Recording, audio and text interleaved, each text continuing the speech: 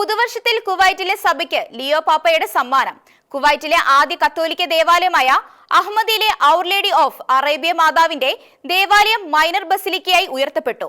ഈ മാസം 16-ാം തീയതി അഹമ്മദി കത്തോലിക്ക ദേവാലയത്തിൽ വെച്ച് ആത്മീയ നേതൃത്വം അനേകം വിശ്വാസികളും പങ്കെടുത്ത വർണ്ണശമ്പളമായ ആത്മീയ കൂട്ടായ്മയിലാണ് ഈ ചടങ്ങുകൾ നടന്നത്.